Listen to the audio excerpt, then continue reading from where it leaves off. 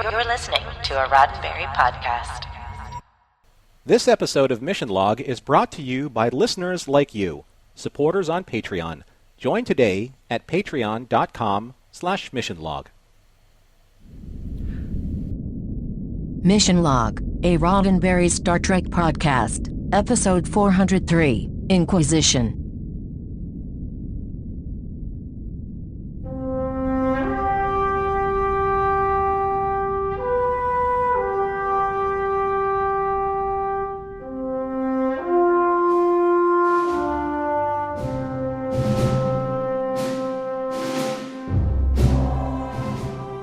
Welcome into another episode of Mission Log, a Roddenberry Star Trek podcast. I'm John Champion. And I'm Norman Lau. Each week on Mission Log, we peel back the mysterious layers of an episode of Star Trek to find out what's really making it tick. This week, Inquisition. What a show. Inquisition. Here we go. We know you're wishing that we'd go away. But Inquisition's here, and it's here to stay. And Mission Log, for that matter. And that means our contact information, followed by trivia, then on with the show. On with the show. So Mission Log is a conversation about Star Trek, and that's why we want to hear from you. Use Mission Log Pod to give us a like and a share on Facebook and Twitter. Then follow and rate us at Apple Podcasts to help others find the show. You can call us on Skype at Mission Log Pod, or by dialing 323-522-5641. Send us an email at missionlog@roddenberry.com, and remember, we may use your comments on an upcoming episode of Mission Log. And now with the trivia. With the trivia, because he is also here to stay. Here is John Champion. Well, thank you, Torquemada. Today's show, Inquisition, was written by Bradley Thompson and David Weddle, and you remember these guys, Ira Steven Behr's friend and his friend, and they had a fun idea for this episode. Basically, satirizing bureaucracy and how it's still a thing in the 24th century. They liked the idea of messing with Bashir, but making it a very mundane problem. They kept saying the equivalent of getting stuck at the DMV. But that's not where it went, especially once Ira took hold of the idea. It went dark. It was seen as a way to explore a very unsavory idea about the Federation. Now, it was directed by Michael Dorn. Remember that Michael debuted his directing skills in the DS9 episode In the Cards. He has just one more episode in this series under his credit as director, and then one more on Enterprise, and a few other non-Trek shows on his resume. He, of course, keeps working as an actor. Now, I love this little bit of trivia, that there are no more establishing exterior shots once the simulation has begun. And, of course, you'll know exactly what we're talking about when we get through the story. But think about this if you just rewatch the episode. Normally, the style on the show is you come in from a break and you have an establishing shot of where you are. Exterior of Deep Space Nine, exterior of a Jem'Hadar ship, exterior of the Defiant. But they made a decision to keep this episode detached from the reality of where Bashir is, which makes perfect sense, and it also keeps the viewers a little disoriented too. Now, let's talk about guest stars. Of course, it's great to see Jeffrey Combs back as sort of Weyoun, and we have two sort of Starfleet officers. There's Lieutenant Chandler, played by Samantha Mudd. Not a long list of on-screen camera credits for Samantha, and this episode falls toward the end of that list. She appeared on an episode of the 1990s revival of Mike Hammer and a few small films in the early 2000s. Joining her is Benjamin Brown as Ensign Kagan. Now, Benjamin has been all over the place, literally, as a comedian, actor, stage performer, and artistic director, in addition to guest roles and starring in Disney's Omba Mokambo. In the 90s, he produced and starred in the nature documentary series Safari Tracks, starting in 2005. And that brings us to a new character, Sloane. Ira and a few others on staff knew this was a pivotal role and wanted someone with authority and believability. They thought of Martin Sheen, which, would have also been awesome. But instead, they cast William Sadler. And this is one of those cases where the producers knew they wanted to cast a favorite, someone who brought the right levels of professional and sinister to the role. Surprise, William is a longtime stage actor, perfect to fit in with the DS9 cast. But come on, you know him from Bill and Ted's Bogus Journey. He's Death.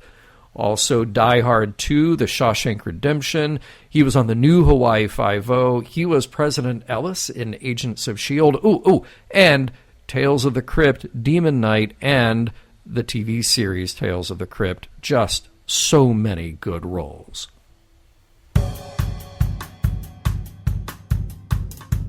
Do you know why it's always a surprise to see this episode of Deep Space Nine dubbed into Spanish? Stick around for the answer.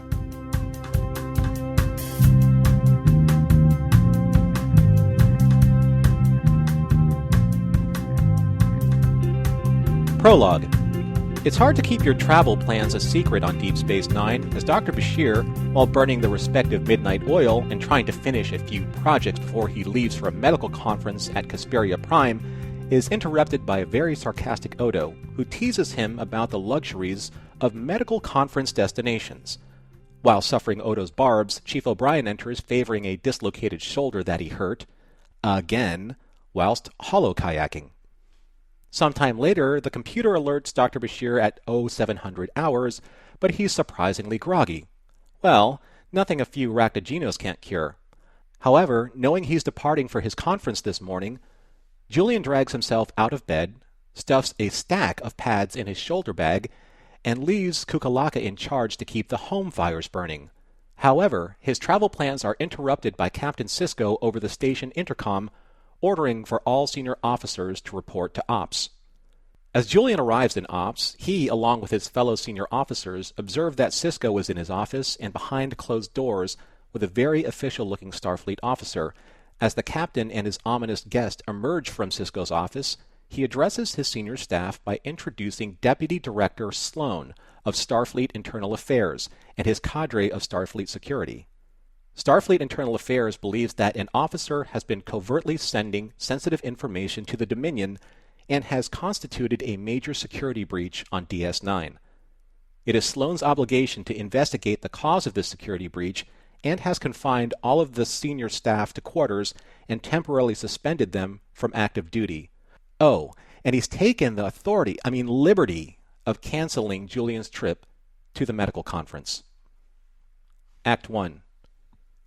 Sequestered in his quarters and peckish for some breakfast, Julian orders up some hot buttered scones, moba jam, and red leaf tea. Unfortunately, his replicator is strangely offline, and while he unpacks his shoulder bag, his stylus falls out and rolls underneath a sofa. While trying to dig it out, Security Officer Chandler arrives to escort him to see Director Sloan. Making their way to the wardroom, they are nearly run over by a phaser rifle-toting security officer, but nothing Julian needs concerned about. In the wardroom, a very nonchalant Director Sloan greets Dr. Bashir, sits casually, and asks him a few questions, such as his capture and imprisonment by the Dominion and his most recent developments with 3 genetically enhanced humans with whom Julian was able to build a rapport. The interrogation was strangely brief and non-invasive. As Bashir is dismissed, Director Sloan even accommodates Julian's very specific breakfast order to be delivered to his quarters, explaining that the replicators were taken offline just in case they were used as a means to escape. When Dr. Bashir's meal arrives, instead of tucking into a plate of hot buttered scones with moba jam, his appetite is put off by a plate of fresh gak, intended for Worf. Julian senses something amiss and surveys his quarters, fixating on Kukalaka sitting upright earlier and now laying on his side. Suddenly Miles appears on Julian's console and warns him that Sloan has just interrogated him for 2 hours, and specifically about Julian himself. The covert transmission abruptly ends just as Chandler arrives to escort Dr. Bashir back to Director Sloan. Act 2. Back in the wardroom, the atmosphere has changed and Director Sloan is no longer as patient nor accommodating as he was previously. His tone is sharper, and his attitude towards Dr. Bashir is more aggressive as he continuously bombards Julian with questions about his incarceration with the Dominion at Internment Camp 371. even using General Martok's personal logs to contradict whatever Bashir admitted, since they were incarcerated together, even if for a brief time. Julian reacts and responds to Sloane's heated accusations with calm and clarity, and Sloane uses Julian's aloof attitude as the perfect time to accuse him of being broken by the Dominion and suffering from engrammatic disassociation, which Sloane describes as the theory of if a person's mind is sufficiently disciplined, he'd be capable of compartmentalizing contradictory information, believing one thing while doing another. Sloane believes that Bashir's genetically enhanced mind is capable of such conditioning, and the Dominion decided to take advantage of that as well. Julian is beside himself and cannot believe that he could have become a spy against his own people, yet Sloane aggressively hangs this accusation around Bashir's neck like an albatross, along with actual restraints on Bashir's wrists as he's escorted from the wardroom and paraded across the promenade until finally stripped of his comm badge, as well as his dignity, and placed in a holding cell. Act 3. Dr. Bashir cools in his holding cell as Captain Sisko arrives for a private conversation, and after encountering some resistance to his visit, Sisko clarifies his position as the highest command authority on Deep Space Nine towards both Security Officer Chandler and Director Sloane, furthermore dictating to them that he will visit Dr. Bashir whenever it suits him, if only to make sure his rights aren't being violated, especially by internal affairs. However, just as Sloane arrived, he overheard what Sisko told Bashir and confirmed that it is true that his son was in fact killed by the Dominion as a result of information that Bashir relayed to them as their spy. Back in the wardroom, Sloane's investigation continues as he digs deeper and more ruthlessly into Julian's genetically engineered past and his attitude towards those who shared similar dispositions, such as the Jem'Hadar that he tried to save on Bopak 3, the cadre who were suffering from Ketracel white withdrawal. Even as Julian defends his actions citing medical obligation, Sloane bullies him into another corner, and this time about having passed along classified intelligence to 3 genetically enhanced misfits whose talents for statistical probability influenced Julian's recommendation to Sisko to surrender to the Dominion in order to save billions of lives. Sisko objects to all of this evidence to be circumstantial, and in doing so, Sloane goes for Bashir's jugular and outlines a pattern of behavior based solely on lies. Lies that concealed Julian's genetic enhancement. Lies that allowed him to become a doctor, an officer, the medical authority on Deep Space Nine, and to Sloane's point, to what end? Exhausted and defeated, Julian even admits that even before his secret was found out, he wasn't even sure if he would have told Sisko the truth about his genetic enhancements. Later in the brig, trying to put the past in the past, Sisko's faith in Julian's innocence is wavering as he tries to delicately explain that he believes Julian, but what is actually driving the truth behind what Julian believes, and did he in fact suffer some type of brainwashing at the hands of the Dominion at Internment Camp 371? Sisko then leaves Julian to catch up on some much-needed rest, but no! Sloane visits shortly thereafter and offers Julian a plea bargain and a pad to confess his transgressions. And as soon as Bashir tells Sloane to shove that pad where the orbs don't shine, he is beamed off the station and aboard what seems to be a Cardassian ship, with a very familiar Vorta there to greet him and welcome Bashir home. Act 4. After a brief reunion of sorts, and after examining Bashir to see if he was treated humanely by his interrogators, the Vorta Weyoun debriefs Bashir as he has so many times before, except that Bashir remembers none of those supposed previous experiences. Weyoun explains that Bashir suffers the same affliction every time he returns home from the field, periods of denial, of anger, confusion, and finally, eventually Bashir remembers that he is in fact a Dominion spy who at one time fell in with his once former enemies because the loss of lives at the hand of Sisko and the Federation would be too much for his Hippocratic oath-trained conscience to bear. In trying to reestablish confidence in their relationship as operative and confidant, Weyoun literally sweetens the deal with Bashir and tries to ply him with hot buttered scones, moba jam, and red leaf tea, the same meal that Bashir has been asking for ever since Sloane arrived on the station. As Wayoon presses Bashir even further, it just galvanizes his resolve and his certainty that he's not a Dominion spy, a confession that both Wayoon and Sloan want Bashir to admit. But why both of them? Unless they're working together, and even so, to what end?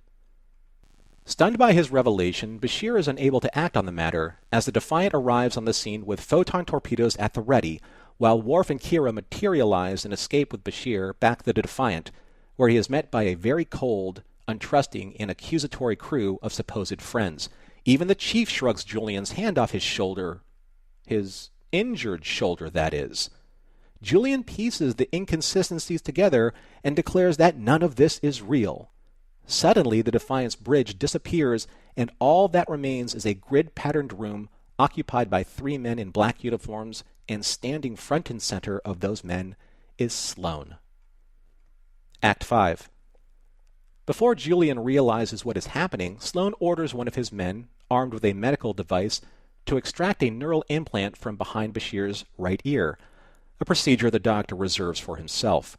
Once Sloan scans the chip for the information that confirms Bashir's true and unwavering loyalty to the Federation, Sloan reveals who they are and why they put Bashir through this demented charade. Sloan confesses that he isn't from Starfleet Internal Investigations. Far from it. In fact, he and the men flanking him belong to an organization that doesn't officially exist.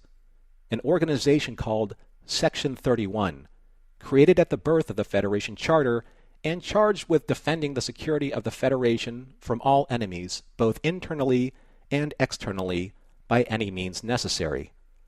Sloan's mission was not only to prove that Dr. Bashir wasn't a Dominion spy, but to try and bring him and his genetically engineered intellect into the organization because, as Sloan explains, someone like Bashir, one who has the affinity towards espionage, who has the mental ability to compartmentalize information, and one who can withstand the rigors of interrogation, that person would be a vital member to Section 31 and its mission.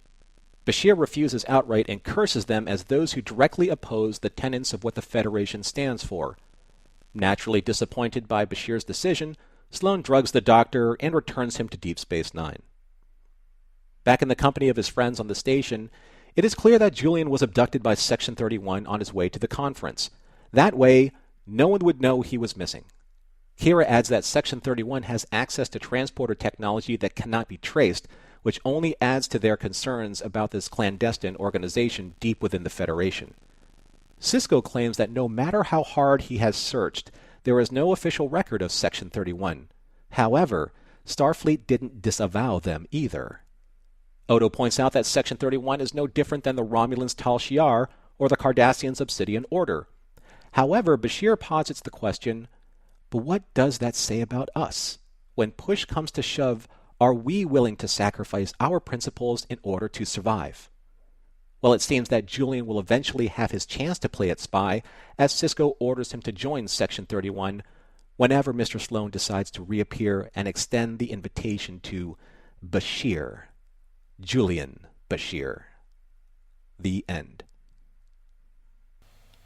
I have to say, in an episode like this, you know that, well, particularly on the rewatch, you know that the opening teaser has to set up some little clues of things that you'll have a bit of payoff later, and there's no B-plot here, which I really appreciate, because how could you? But the opening's a little weird, because the characters are themselves, but Odo, it just feels like he's there to cast aspersions. And I know that's he's something straight up trolling, man. He is. He just, I'm going to go from my security office up to the infirmary so I can just ask questions about Bashir's conference. Okay. And by the way, yes, it is perfectly okay, I think, for professional conferences to be held in nice places. That's fine. But then Odo has this weird judgmental aside to O'Brien, like, let me guess, you dislocated your shoulder.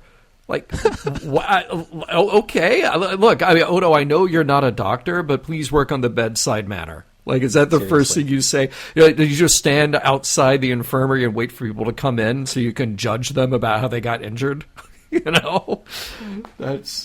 was very strange, but funny. I think Odo needed to take a long walk around the promenade just to, I don't know, get some fresh air, if there is such a thing on the station. Yeah. some fresh recirculated air. Yeah. But here's something that kind of bugged me about what happened to the chief. Okay, so it seems like he has done this and has injured himself several times. So Dr. Bashir actually uses like old-fashioned traction to yank his arm back into place. Oh, yeah. Yeah. So with all of the medical technology that they have at their disposal, why not just repair your shoulder? And look, people can, you know what, I'm not being hypocritical about that. I have had 2 shoulder surgeries. I've had a ridiculous amount of shoulder dislocations with, you know, sword play and martial arts and things of that nature. And believe me, shoulder pain is horrible. So, Chief, use 24th century technology, which is covered by your insurance, and get your shoulder fixed. Yes, exactly. Exactly. That's a good plan. Yeah, I mean, at that point, really, they could do... Dr. Bashir could beam that shoulder out and beam it back, and I'm sure he'd be fine. Like, there are many, many techniques available to him. Yeah. I do want to point out the Chief has a space jacket when he comes in. Very, very cool. I like the attention to detail in Sloane's rank pips, because there's this really thin metal bar as if this is a different agency, which it is, you know, because his hologram in that particular part of the story had the intelligence agency pips and the bar to it. Right. Because obviously Section 31 wouldn't have anything, any designation, except for that other show. Yeah. Right. We're back to our usual thing. So many pads. And I love Dr. Bashir saying, download this to pad F7. How about, look, download them all to one pad. Use the table of contents. You use a folder. You could do that. But if that's true, then he wouldn't have all those pads to stuff in his shoulder bag, which is still a thing. And I love shoulder bags. Yeah. Very fashionable. Yeah. Right? And I do like, actually, he has a vintage one, and it's not just like that cylindrical, hard-shell duffel. Like, that is definitely a space duffel bag that they have on TNG, and we see it a little bit on DS9, but I like that Bashir has something that's aged. It's a little lived in, you know. Space duffel. It is. It's a space duffel. I just came up with a brand new idea that I'm going to float out there because I saw the problem that Bashir had with his stylus, you know, rolling on the floor and under the couch. All right, go with me on this. A magnetic attachment for the stylus that you use with your pad. That just seems like a logical... front door. Yeah. Get out. Look, I'm just using logic. It seems like a next step, okay? Go with that. I don't know. You're reaching, I think. All right. Speaking of reaching, I know that this whole process was a simulation of the stylus, first of all, yes, not having a magnetic connection to his pad, but secondly, falling out of his bag and then rolling underneath the sofa because why? Yeah. Where are we going with this? Yeah, because we already made the point with the teddy bear. We made the point with the pad being out of place that it just seems weird. It's like, okay, they didn't look under the couch because why would they? Yeah.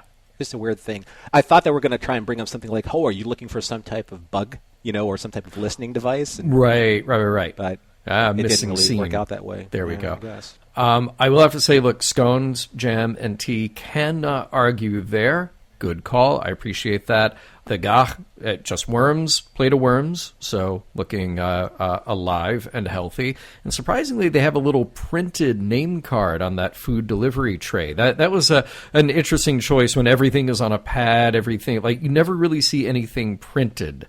Except, of course, Jake Sisko in there writing longhand on stuff. Maybe that was a way to work Jake into this episode.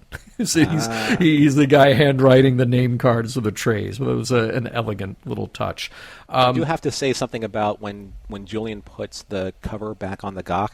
There was a little bitty bit of worm that was still wiggling around. Oh, no, on was the outside. there? Yeah, I'm like, that one's going to die. Live creatures on set, that's the problem. Because I noticed, like, when Wayun lifted up the cover and you see the scones, like, some of that jam is kind of stuck to the top, that little dome there. But it was just like, yeah, you got a lot of extra jam. Your lucky day, Bashir. That's right. So, yeah. There is a life lesson here. We do have like life lessons from Commodore Decker and, lots of other characters in Star Trek. Here's a life lesson from Mr. Sloan. If you want to look cool and intimidating, always be doing something else while the person that you are totally expecting comes in the room. And then wait a moment before even acknowledging or addressing them. That is how you get the upper hand. Mm-hmm. You also get the upper hand when your guard enters the room before you call them. So that is a thing. Yeah, totally. Totally. Yeah. It's funny, though, with somebody that is so, I guess, with so much gravitas and presence as an actor that Bill Sadler has, it's almost hard to not pay attention to something, whether it is or is not happening. It's something's always going on with somebody like him. It's like watching Brad Dourif, right? There's always something behind his eyes, something behind his smile. Even if there isn't even any significant dialogue, something is about to happen.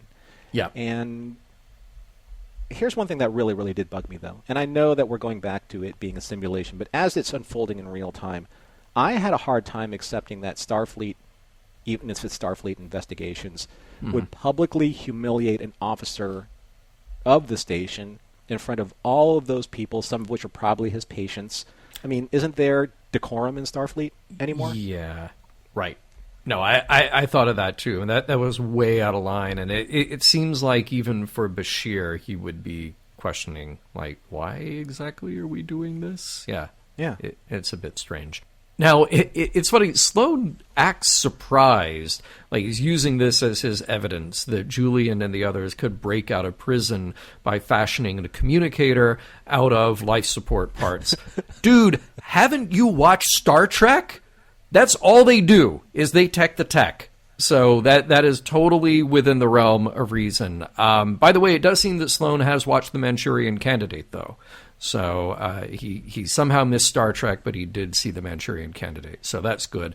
Also, his logic here, prove you're not a spy. So, the guy who should know that you can't prove a negative, but definitely another way to get the upper hand there. And I will say this, that people in Section 31, Sloan in particular, they have to be really good actors. Because it's not just like they're in the spy business, but they have to put on a show. They're putting on a performance with holosuite characters in front of a real person. So think about it, like Sloan talking to Holo Cisco in front of Bashir while Bashir's in the brig. And those holo characters have to be well programmed to not give up the game. Right. That is an extraordinary amount of programming. Except for that one detail. Except for that one detail. That one detail, yeah.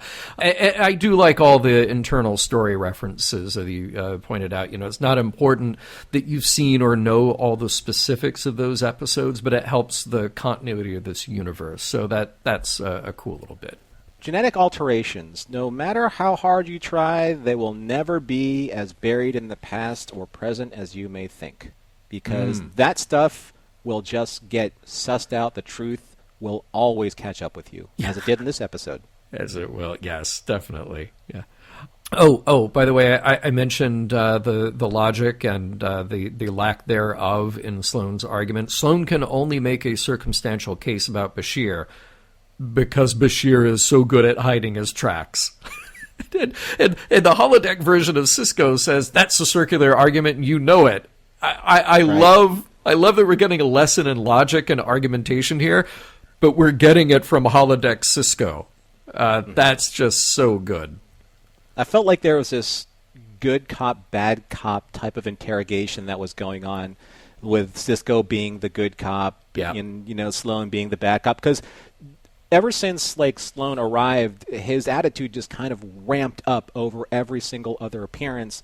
Like the first time he was like, "Hey, Julian, what's up, man? I just want to ask you a few questions." To, "I'm going to throw you behind bars and lock away anything that's left after our interrogation." To now he's like, "You are a traitor and a murderer." Yeah. And, wow, right? But Cisco the entire time's like, hey, hold on, man. Yeah. I don't think that you're actually talking facts. You're talking crazy talk here. Right. Intense. Oh, I like that you pointed this out in the recap. You can take that confession and throw it out the nearest airlock. Since it's Star Trek, that is a great line. I'm going to assume that if this were not Star Trek, that euphemism would be a different one. For sure. And look, I just got to point out, because I feel like I always have to, you're in for a good time when it's Jeffrey Combs as Weyoun. Even if it's holodeck Weyoun, fine. And I have to hand it to him. He's wrong, but for all the right reasons. Like, he appeals to Bashir's sense of compassion for healing people and preventing further harm. Saying that they didn't torture him just helped him to see another perspective. That was a fascinating bit of dialogue. Totally fit in character. And then in retrospect, in the rewatch, when you know what's actually happening, totally fits in the logic of the piece. So good. Yeah, and I think that it was a smart line of writing there, because Weyoun has always been about protocol and about the diplomacy at least at first blush. Are you okay? Is there anything I can get you? Or are we all friends here? And now we're going to get into the heart of the subject. And this is where the dynamic changed from good cop with Sisko, bad cop with Sloan, and now you have kind of ambivalent cop with Weyoun. Oh, yeah. So it's playing with every single dimension, 3 dimensions, if you will. Yeah. Chess, if you will, John. Ooh, wait, chess, but in 3 dimensions instead of 2? Yes. That sounds like space chess. Yeah. It is space chess. And it's actually lined with Spectratech paper for that very special holographic look. Yes. But I mean, it kind of keeps Bashir off balance, right? Because I don't know who to trust. Do I trust Sisko, who's kind of on my side? I can't obviously trust Sloan.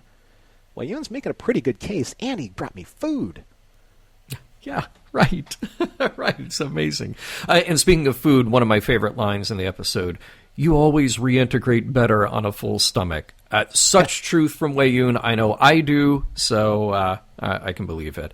And then another line there. Do you remember when I first offered you scones back at the camp? I mean, it was seductive. That was a seductive, great line, read, great choice there as an actor. Again, and his physicality in that scene is just incredible. The little details of how Weyoun touches objects and looks at them and looks at the people is great.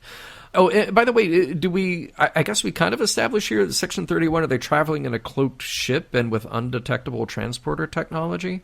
I mean, we know about the undetectable transporter, that's Kira's assessment, but then transported to where?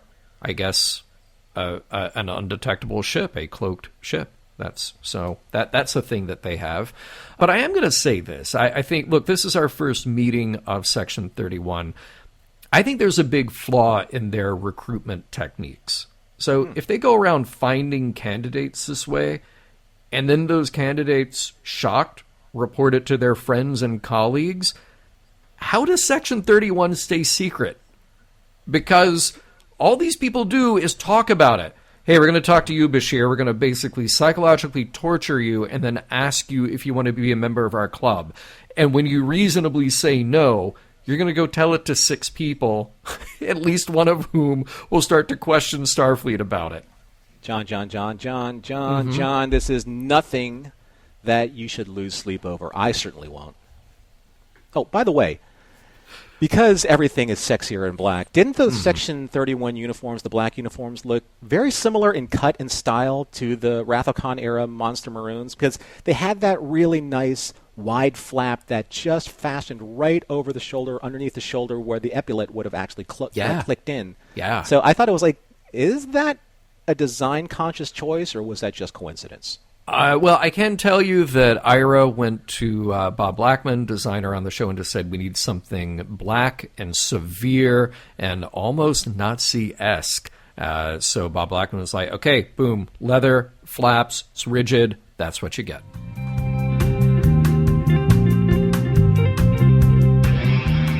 Why is the Spanish dub of this episode always a surprise? Because nobody expects the Spanish Inquisition. I'll just let myself out to fetch the comfy chair.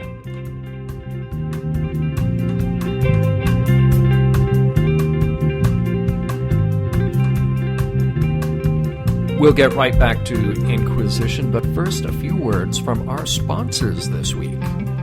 And our sponsors are actually the people who listen to us and support us. Our sponsor are the Patreon listeners that have subscribed to listen to us and support us through Patreon, which has been growing tremendously over the last few months because we have started something very special for our Patreon listeners, John, and you know what that is. I do know what that is. So I have been having, look, can't speak for you, but maybe I will in this case. We have been having the best time with our Patreon supporters lately with a couple of new features. So first of all, the Mission Log Discord is a blast. All day, every day, we're in there talking about Trek, talking about collectibles, talking about food, and just getting to know each other as friends. And we also are doing live talkback shows Thursday afternoons, time and date TBD, sometimes subject to change, about the episodes that came out that day. So Mission Log releases, and then Norman and I are free there to talk about the morals, meanings, messages that we brought up in the episode.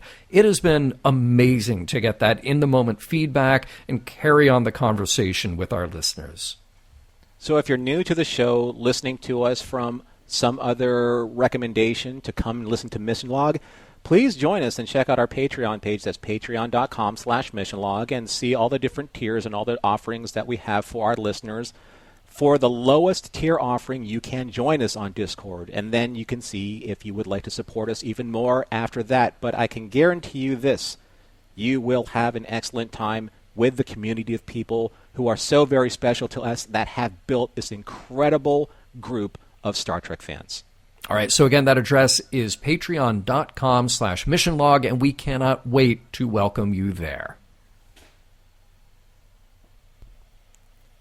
Comedians, actors, and Star Trek superfans Paul F. Tompkins and Tawny Newsome are back for Season 2 of Star Trek: The Pod Directive. You know, that is no lie, Norman. That's what I like about them, that they are comedians, they are actors. I mean, Tawny is right there on Lower Decks, and they are Star Trek fans, and they are hosts of the Pod Directive. This season, you can journey even further behind the scenes with Tawny and Paul, exploring Star Trek's influence on our lives. Guests come from all over the map. Trek icons and luminaries like Michelle Yeoh to Lower Decks' Jack Quaid, and even more guests. Like, you just have to see the list to believe it. And they all share one thing in common, their love of Star Trek.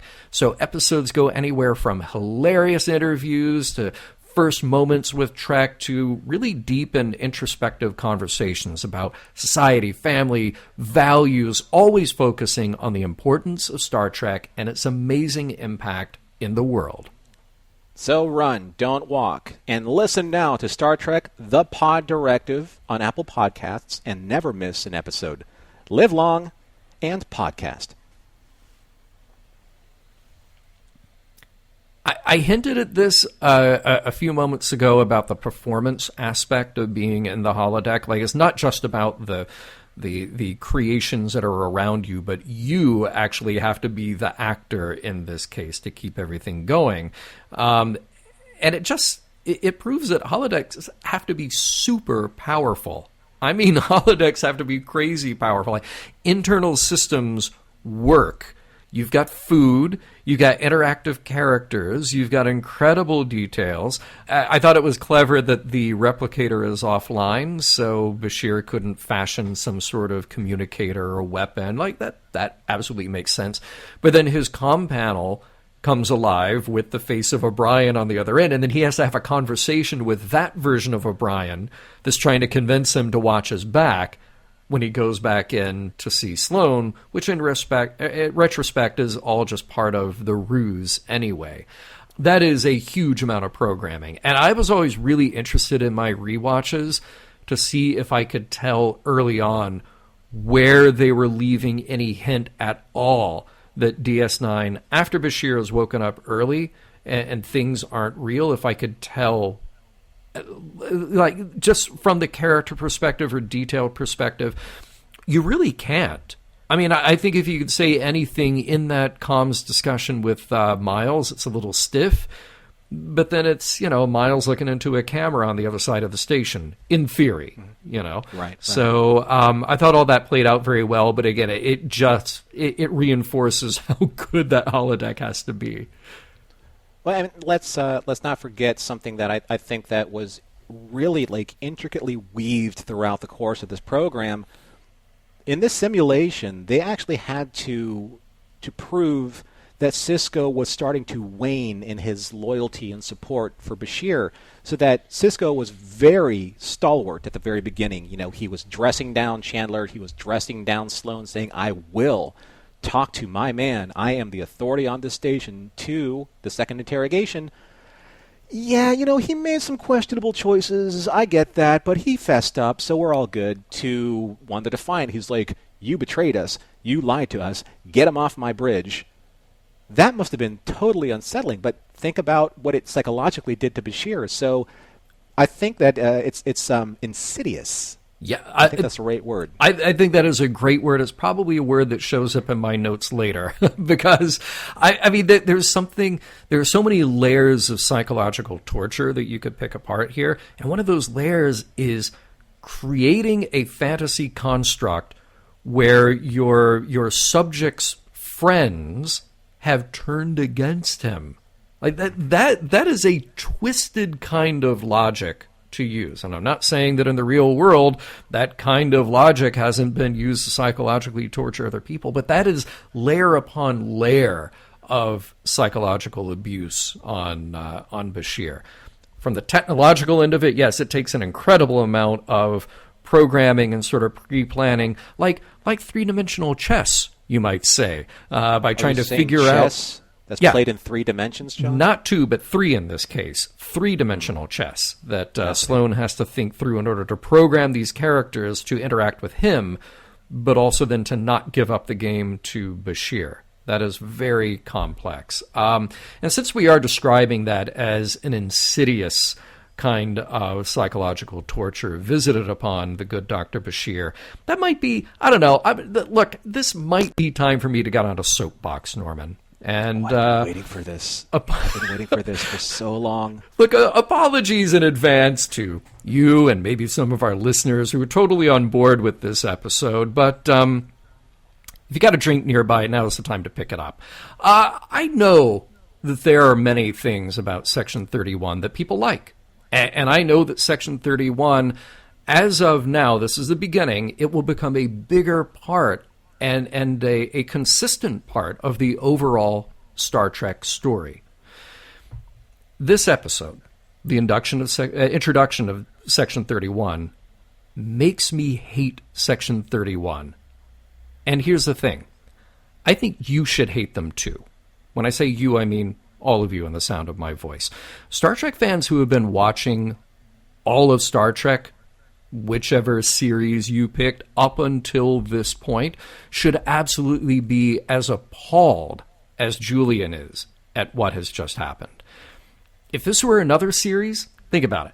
Picard would have run them out of the room, just like he did with Admiral Satie in The Drumhead, or Admiral Doherty in the movie Insurrection, or like Kirk did with Admiral Cartwright in Star Trek VI, or any of the many, many others. We could go on and on and on. And those are singular episodes or singular story arcs where the good guy dresses down the bad guy, and it is very obvious who that bad guy is in those cases and in this case.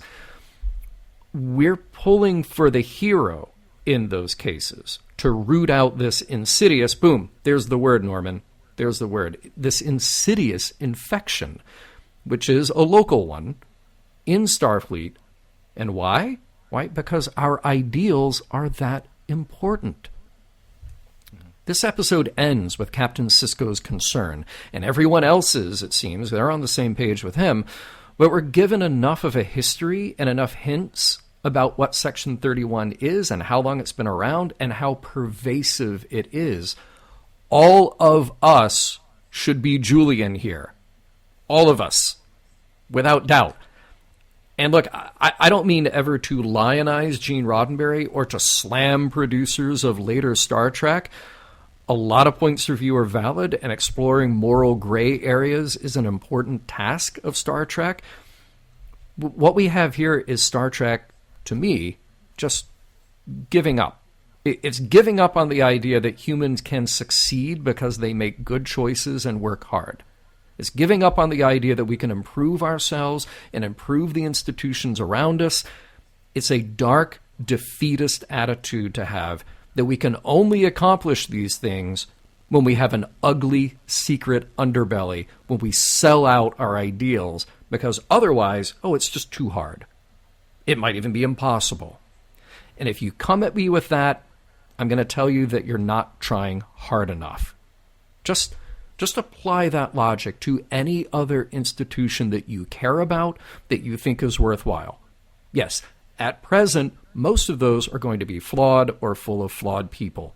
It doesn't mean that we have to accept it. Our streets were full of protesters last year because enough people were fed up with others who got a free pass when they broke the law and treated others inhumanely. And if you're so cynical to think that we can't even imagine a world where we don't tolerate those things, please, again, try harder. I'm going to move this soapbox to the side here because I'm not on a soapbox. But, John, I think that what you said was so eloquently put. I was riveted by everything, and I'm actually recording this with you. And if I were a listener, I would be riveted by it too.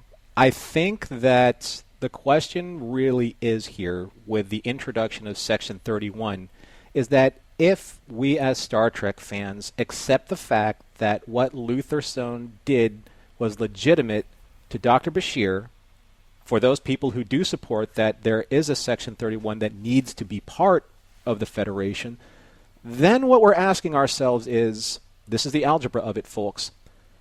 If Section 31 needs to exist, that means that the Federation and everything that it took to get to this point was built on an exemption that there was an organization there to do the dirtiest work. Yeah. That in and of itself, it creates an impurity at the source of what we're trying to achieve here in what we believe is Star Trek.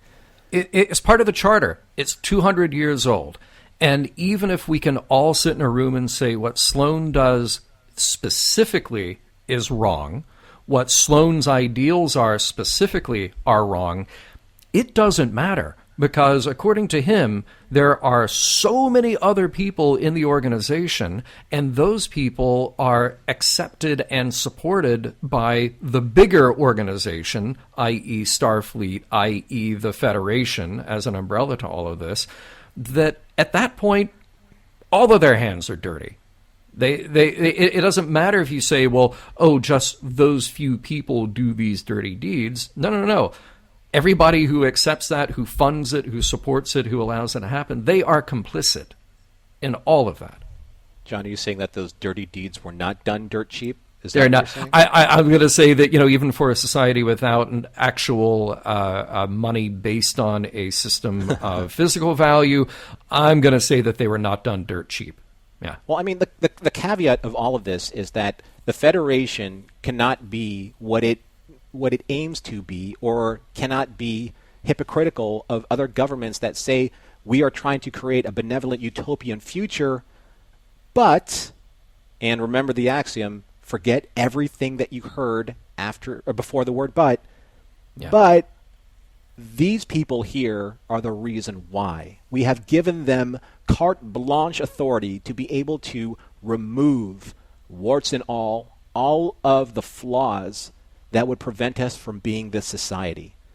So, where has it existed in Star Trek up until this point for the writers of this episode to believe that they had the right to create this organization for what purpose? To humanize what the future is going to be? To humanize, and when I say humanize, I mean to add that dirty characteristic of humanity, right? The imperfection of humanity, the darkness of humanity.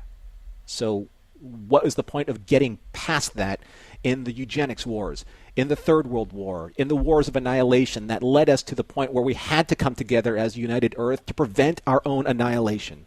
Yeah, I never took Captain Picard as a do as I say, not as I do kind of guy. I never took Kirk as that kind of guy. So the insidious nature of this episode is that it undermines the core values of what's come up until now. That's 23 years worth of Star Trek, 200 years worth of its own built-in, in-universe narrative that says, like, you know what? We'll say that we have these values, but when push comes to shove, we're equally good at compromising those because sometimes the work is just too hard. Never once heard anything like that cross Picard's lips or Kirk's lips, or for that matter, Sisko's. And we'll just have to see how things play out with Sisko. But here we are at this point in this episode, and this is what we've landed with. I think one of my issues is with this, the more I think about it, is that why at this particular point in time in the Star Trek fandom did the creators of Deep Space Nine or the writers of this episode believe that they had to add this to the equation in order to create more drama within the series? Yeah, you got a series full of drama. Right. Great drama. And look, I can understand, in its defense, Star Trek does have a history of the Badmiral. It has a history of corruption inside. But every single time we're introduced to that, it is a problem that gets rooted out. And then you're done with it. If you want to go back to the end of the first season of Next Gen, Conspiracy, well, those were aliens that were doing that, and that ended with a bunch of Remmick head debris, cha-ching, all over the place. So that's fine, but you're done. You're done with that. And like I said, when you're introduced to these other characters who come in and they mess things up, but then it takes somebody with integrity to recognize, oh, wait, they're not behaving the way that we truly hold ourselves, that is compatible with our true ideals. Therefore, they will either be corrected or they'll be gone. But we're not left with that here. We're left with this impression that Sloan is a person of power, he's a person of tenure, and everything that he does and the institution that he's a part of is fully accepted and sanctioned by others who do and should know better. But the biggest issue with that is been doing it for 200 years. Yep. Since the birth of the Federation. I think it would be different if that all of a sudden this guy comes in and says, yes, we're a new branch of Starfleet that takes care of these threats because the threats have now just become a little bit bigger than what we can handle, so we have to be a little bit more aggressive. But no, Sloan said that this was at the start of the Federation Charter, which means that all of the progress that the Federation has made since the beginning of its charter to now has had them to thank for it. And in that time, in that 200 years, hasn't figured out a way to course correct, to have part of their institution that isn't corrupt or amoral or immoral, however you want to look at it, haven't figured out how to correct that part of itself, or even to bother to get rid of people who might be abusing that system. It would be one thing if, as you're pointing out, Norman, if it was a new institution, a new office, and then we could figure out, well, should they stick around? Do they need a different kind of oversight? What's their job here? Or if it was something that was sort of, secret agent James Bond in space, fine, you might need some covert ops here and there, but they're actually held accountable to the ideals that we all say are the ideals of Star Trek. And look, I don't know, I'll get back on a soapbox here for a tiny second, which is to say that for every fan interview I've ever watched, for every interview with celebrities and Trek notables who have spoken eloquently about the importance and the meaning of Star Trek, what do they say? Like, look, even if they're sucked in by space battles and emotional characters and they can identify with, they also always say, this is a show about aspiration and ideals about the future. It's about overcoming the worst parts of ourselves and aspiring to be the best of ourselves. And this episode comes along and says, like, guess what? You can't get there unless you're also dirty and underhanded. Yeah. And I think that if we want to take exception with the longevity of Section 31, it has been written into official canon because this is Deep Space Nine. This is an official series. That means that everything that you have to think about now, based on the success of the Federation, this utopian society, this progressive humanity that we have thought about ever since 1966, has all been retconned because of this idea, because they just inserted Section 31 into the entire history of the Federation, which means that somewhere along the line, if Kirk or if Robert April, even, if you want to go all the way that far back, somewhere along the line, Section 31 was doing dirty work for the Federation. Yeah. They weren't going out there and exploring and trying to push the benefits of growing as humanity. Why? Because if we have a problem with someone, send Section 31 after them, let them clean up the mess, because someone in Utopia has to take out the trash. Yeah. Yeah. It cheapens the value of what we have seen in these other characters. And, of course, the institution itself. Let's. I have a feeling, Norman, we might even wrap up with some of these very thoughts. But let's move on just a little bit, because I do want to talk about Sloane, and I'm trying to figure out my feelings about Sloane as a person, as a character. I mean, to me, is sleaze the right word? Maybe you can help me out. He's an ideologue who is convinced that his actions are right no matter what. Because the ends justify the means for him, no matter what. And I get it to the extent that he is supposed to be the bad guy here, and you need a bad guy, and sometimes that guy comes from the inside. But what's troubling is that we're left, again, going back with this impression by his own words that he and his entire department are fine with doing things that are morally ambiguous, if not outright immoral. And they do it because they know it gets a pass. Because this is our way of accomplishing what we need to do, and nobody's going to tell us no, so here's how we'll handle it. Yeah, I think that Sloane's a very complex character, and I really think that we haven't given Bill Sadler enough credit for how well he portrayed Sloane, the performance for Sloane. Because I think he walked a really interesting tightrope at the beginning of, look, I'm on your side. I'm Starfleet intelligence. So we bought into the fact that he's only doing his job, only to be subverted even further by, again, this insidious organization that basically admits they have carte blanche powers to be able to literally just wipe away the mistakes or the threats that may impact the Federation at one point or another. That's pretty broad-based powers for any organization. That's too much. But he doesn't seem to mind that, because that kind of authority is granted so much leeway and so much leverage and so much budget, right? They get the best technology. Obviously, they have technology that can hide transporter signatures. That's pretty advanced as far as we know. And I think we know later on from different incarnations of what we've seen that Section 31 is by far the most advanced, the most equipped, the most kitted out organization you've ever seen in Star Trek. And if we have to believe that is true, why? Yeah. Because they have to do the dirty in order to keep Starfleet sterling. Yeah. That's the truth. Yeah. And let's talk about some of that dirty work. Let's see, loyalty tests, disgusting in the 24th century. Section 31, let's see, they're cool with that. They're along with things like surveilling their own people, coercion, psychological abuse. I mean, the episode is rife with it. Ooh, kidnapping. Yeah. But hey, it's all in the name of upholding Starfleet ideals, which... And I know... Yeah.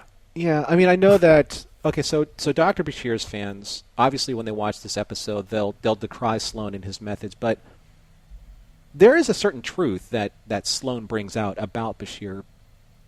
Bashir has lied along the way throughout his entire career, and I wanted to make a point of this because these are the kind of people that Section 31 is trying to recruit. In very many cases, maybe people would see Bashir as being a sociopath, someone who is so incredibly good at compartmentalizing their own truth that they don't really understand how subversive it is to the reality that they bring it to. Right? So think about exactly what happened when Julian dropped the genetically engineered bombshell, like, on all of his crewmen or all of his friends. They're like, okay, now we have to think about you differently because you are literally now related to genetic superhumans like Khan. Right. Yeah. So yeah, how am I supposed to feel about that now? Right. Yeah. The big issue with Section 31, it's the axiom of who watches the watchers. So I like how Odo kind of almost dismissively says, well, hey, every major power in the universe has their own kind of Section 31. You have the Tal Shiar, of which we've been introduced to. We've had the Obsidian Order, which we've been introduced to. So why is it a big deal to him that a Section 31 exists? And I do think that there's this unanswerable question that Bashir asks, and I don't have the answer for it, John. I don't know if you do. I don't know if our listeners do. I don't know if there is one. But Bashir asks, what does that say about us? When push comes to shove, are we willing to sacrifice our principles in order to survive?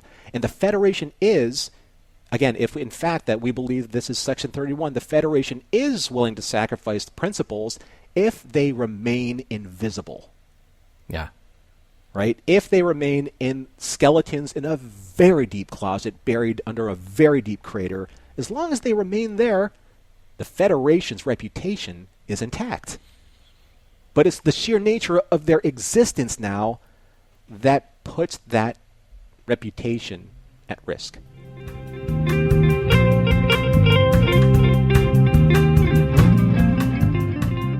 Is this just a wartime thing, or does Section 31 do this kind of loyalty test to every Federation citizen one by one? I want to know how Barclay did.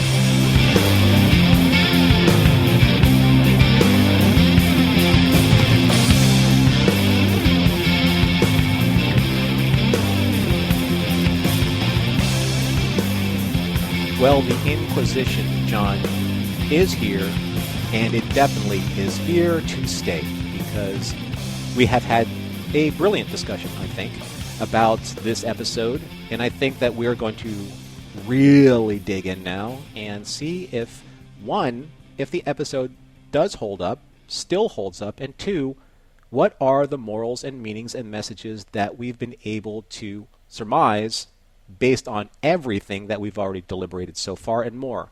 So let us start with you.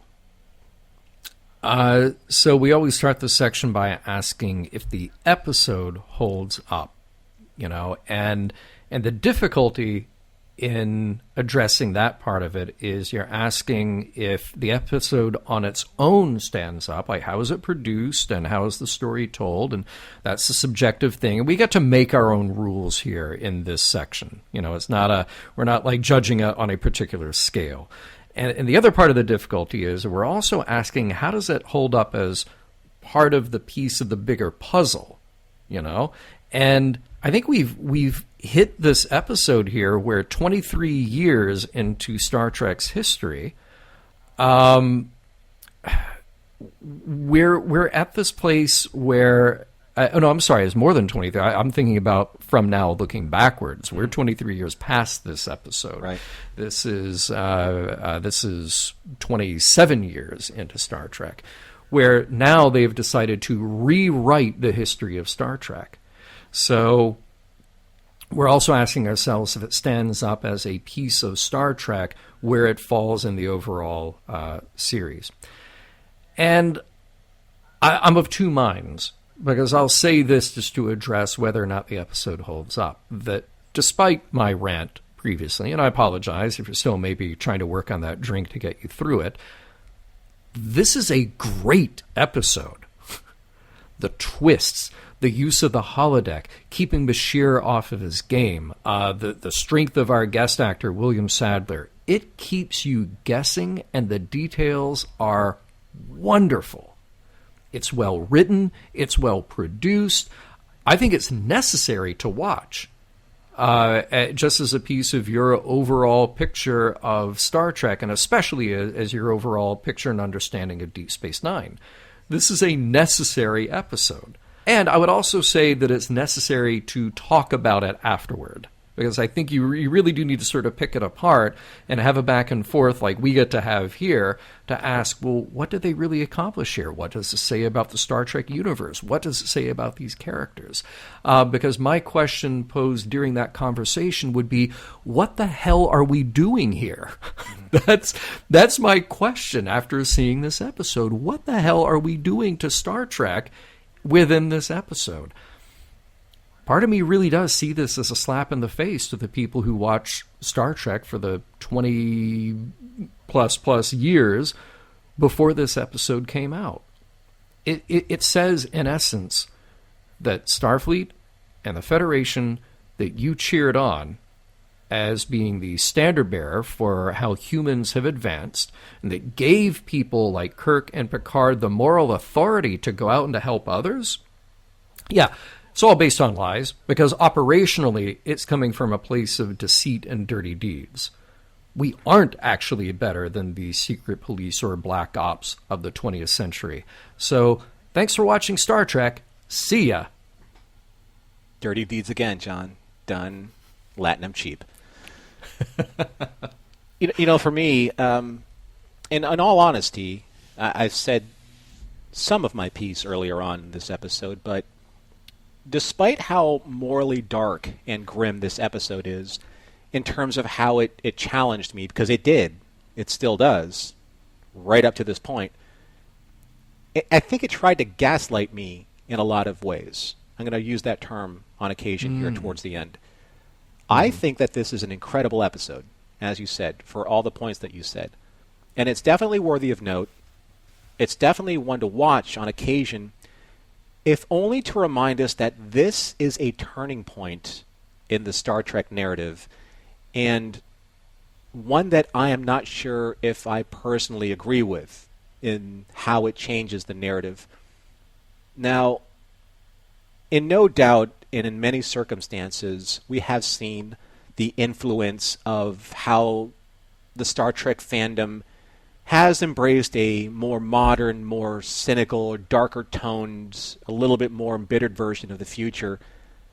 And we've seen that in the newer incarnations of Star Trek, especially in Discovery and Picard, just kind of like the aesthetic, maybe some of the tonal messages and beats of those series.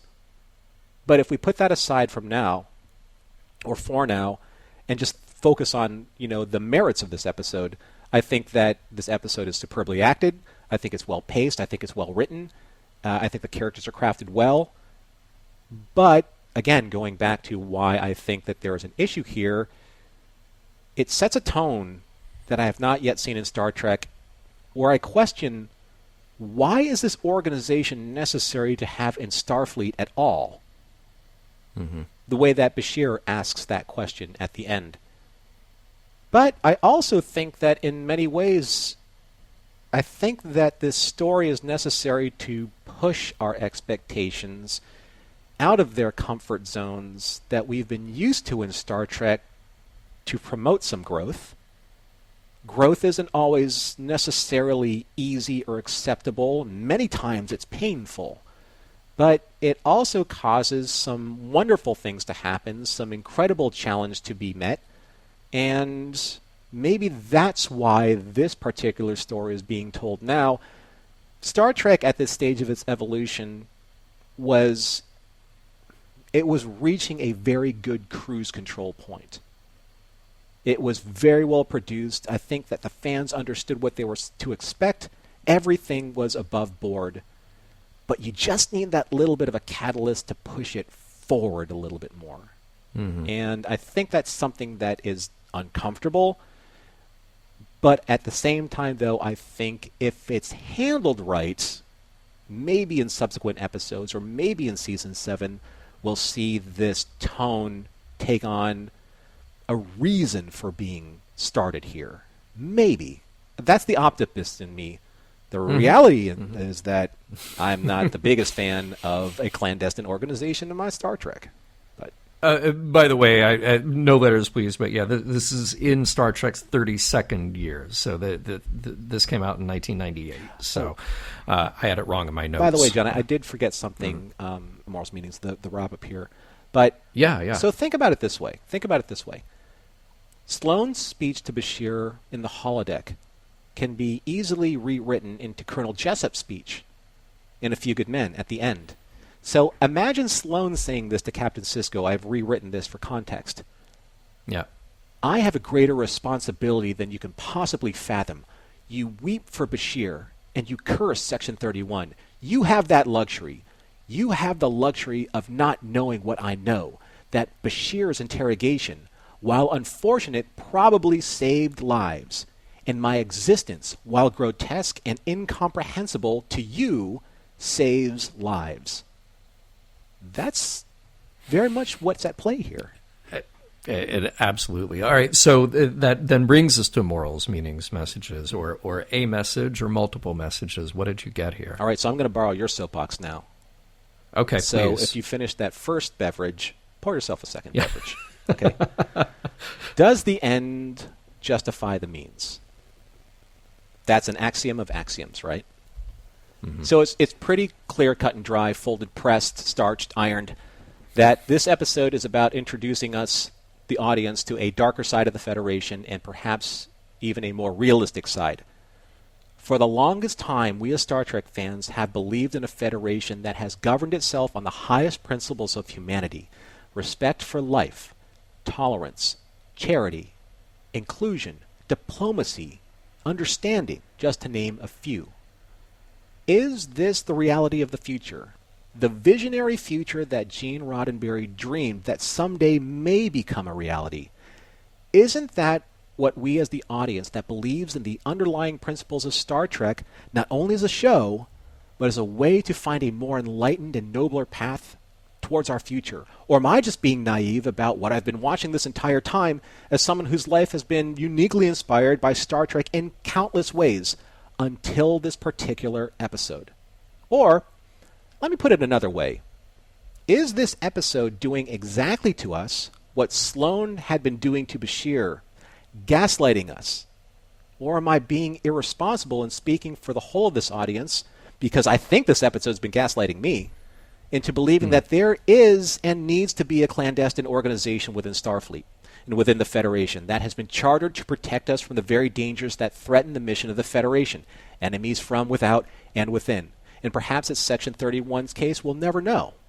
But the terrifying reality is that aside from interpreting the Federation Charter that made allowances for Section 31, who gave that initial organization not only the right, but the responsibility to make those decisions on behalf of those they're sworn to protect? According to who? And according to why?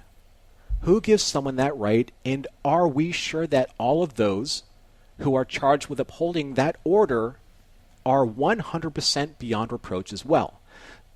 But the most unsettling thing, John, for me about this episode is that it asks all of us in the fandom of Star Trek and the fans of Deep Space Nine in particular, do we accept that no matter how far humanity has come, no matter how advanced humanity has progressed, are we still so far from the goal?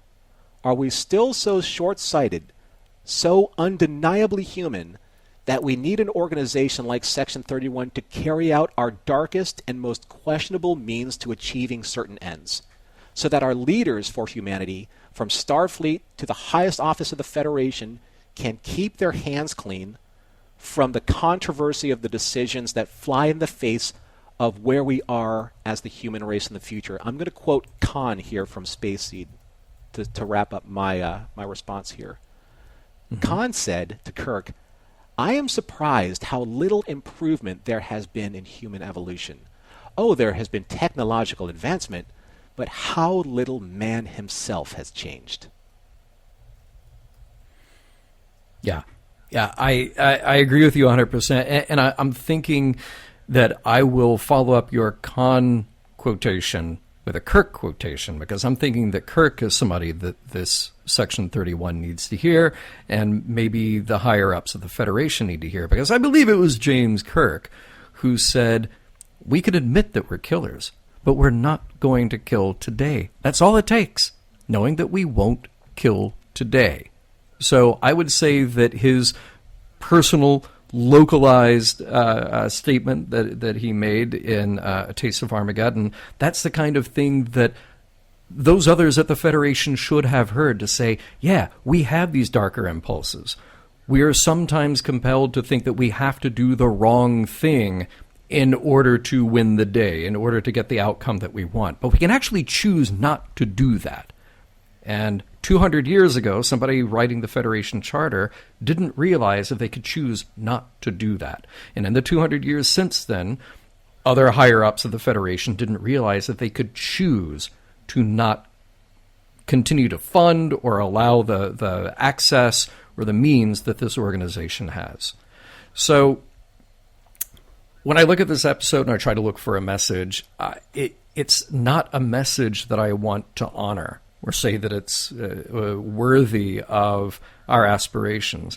It's the message that for every institution that does good, you just have to accept that they're doing that with the help and consent of a morally dubious group of people who will underhandedly do the dirty work, there it is again, because nobody else can figure out a solution. And I certainly don't want to celebrate that message. But this is the beginning of our time with Section 31.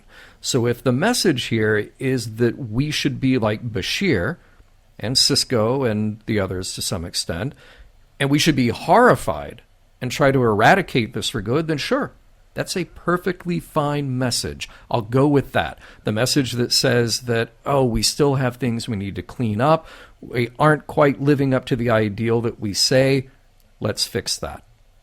And Bashir says it. You already read it, Norman, but I'll read it again. What would they say about us? When push comes to shove, they are willing to sacrifice our principles in order to survive. Yeah, they would say that, and they would be right, Dr. Bashir. We'll use a cloaked ship because, hey, our mission is more dangerous this time. Or we'll use biological weapons because, well, this was a tricky situation. Again, apply that to whatever institution of human endeavor that you hold near and dear to your heart. And just keep chipping away. Just keep chipping away at what's acceptable until that institution, those ideals, those morals, bear no resemblance to the thing you think it actually stands for. The point isn't to ignore it and pretend like those things are a necessary evil. The whole point is to point it out so we can take steps, even the small ones, to be better. So I hope that this episode is a warning about bureaucracy run amok and the frightening idea of institutions acting solely on the premise that the ends justify the means. They don't, and they never should. And now is Star Trek just going to leave us with that message and then right itself? Or are we going to have to accept that that's just the way it is in our future because we can't see our way out of our narrow, destructive vision of ourselves? Mission Log is produced by Roddenberry Entertainment. Executive producer Rod Roddenberry. Our website and your opportunity to comment and connect with us is missionlogpodcast.com. If you would like to support Mission Log directly, you can do so at patreon.com/missionlog. And for more Star Trek news and discussion, be sure to visit trekmovie.com. On the next Mission Log, in the pale moonlight.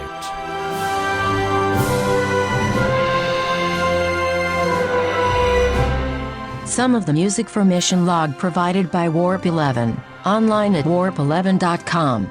Special thanks to consulting producers, Adam Brusky, Homer Frizzell, Mike Richards, and Mike Schabel.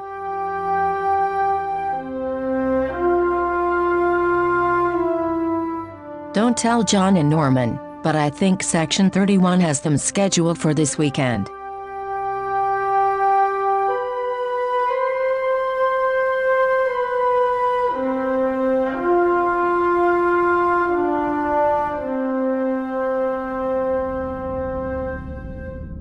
End transmission.